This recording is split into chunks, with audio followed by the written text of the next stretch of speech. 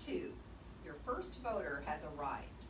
They will come to clerk 1 and state their name and their address.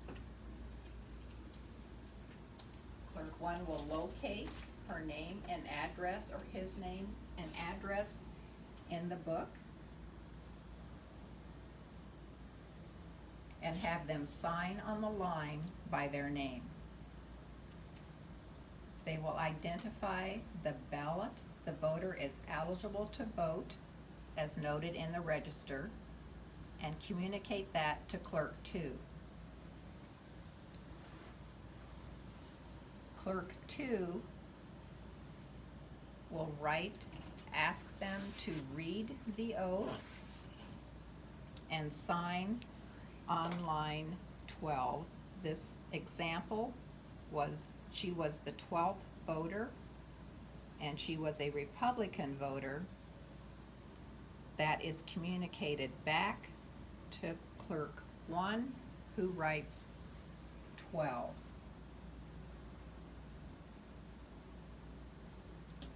Clerk 2 then marks the appropriate party on the notepad.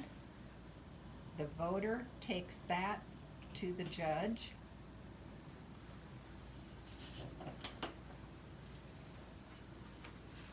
The judge finds the correct party ballot, makes sure that their initials are on the back, hands the voter their ballot, the ballot sleeve, and the pin that they get to keep. The judge should inform the voter that they need to completely fill out the oval and return the ballot to you so that the judge's initials can be checked. Whoops.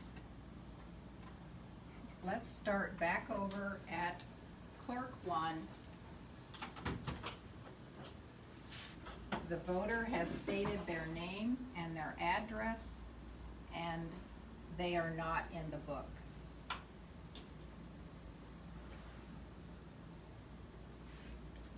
You can verify, you can call the office to verify that they are a registered voter in the county. They might have already been sent to you from another precinct. If they are not in your list of registered voters, they might have been in another precinct list of registered voters. And they have to vote in the precinct that they currently reside in. They would vote in your precinct as a provisional voter. So they would sign in on the provisional voter page.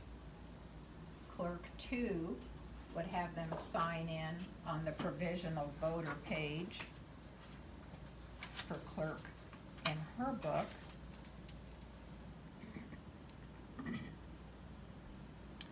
And the judge would have them, give them the correct ballot.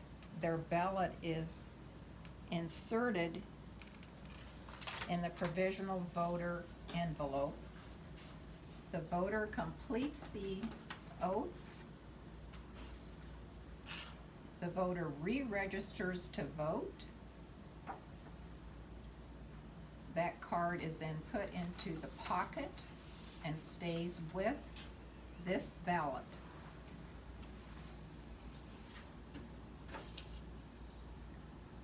The voter votes the ballot, puts it inside, seals it shut, and gives it to the judge to put in the ballot box. They have the pin. The voter needs to be sure this is completely filled out. They choose their own pin. They copy it here and they take this with them. And they can then go online to this website and check to see that their ballot was accepted or not.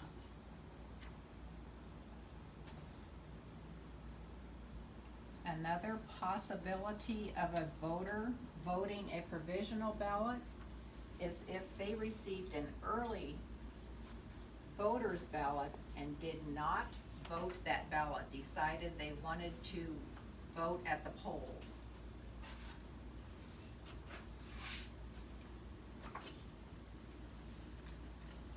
They have to swear on that oath then that they did not vote their early voter. No, I think.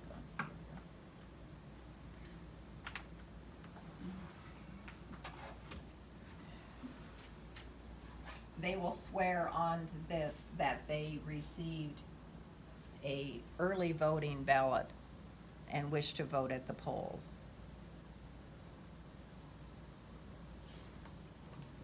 Another form through an agency, probably. It should be. Or would they have to start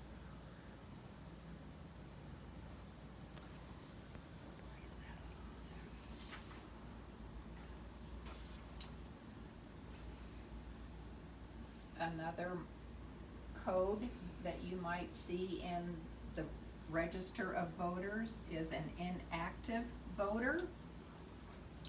If you want. And they're marked, they're gonna be highlighted in pink with an I. That means that they are inactive. And we will show you all of those voters that were sent an application for early ballot and it was returned because their address is incorrect. Or they moved out of the county.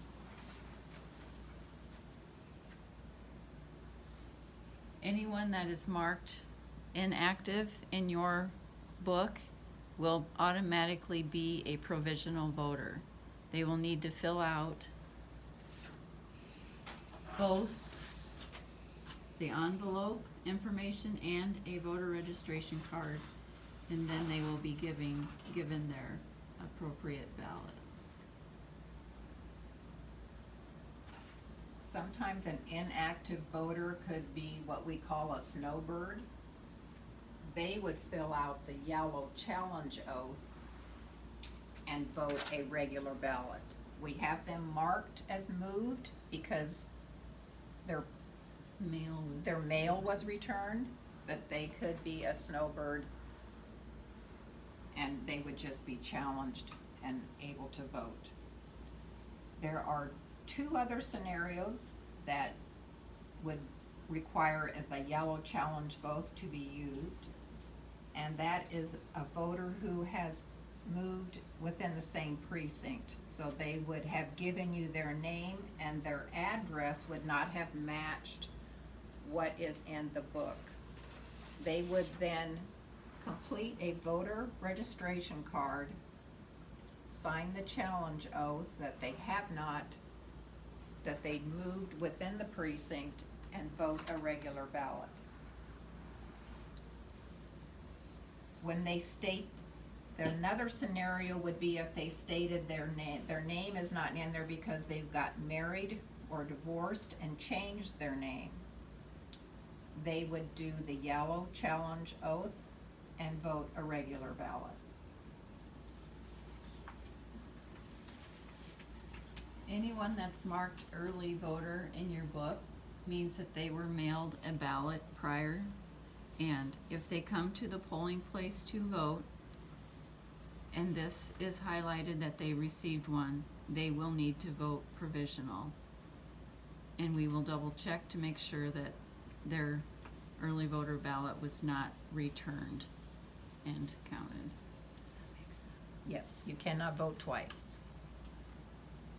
If someone comes to the polls and tries to return their early ballot to you, you have to send them to the courthouse. You cannot accept an early ballot at the polling places. They can use the new drop box. We will check the new drop box at 8 p.m. All ballots received by 8 o'clock, the closing of the polls will be counted. Let's talk just a little bit more about provisional voting. The voter is required to live continuously in the county. They cannot come into the county and register to vote and vote that day. They cannot have lived in our county, moved out of the county, registered in another county, come back. The voter has to vote in their correct precinct, and the voter registration application needs to be completed and tucked inside the pocket. The certification is signed and completed by the voter. The ballot is sealed inside the envelope. The voter registration card must be filled out and placed in the pocket. Signed and sealed, the provisional ballot goes in the ballot box. Make sure that they sign on the provisional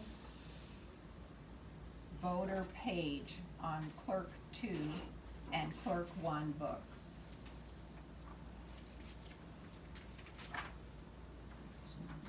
Call the office if you have any questions. And they will have you will have received in your box a list of provisional voters. So you will be able to find their name and previous address as well as how they were registered to vote, so you know what ballot to give them. The list of provisional voters is all the inactive voters whose cards were returned, the mail was returned. Thank you.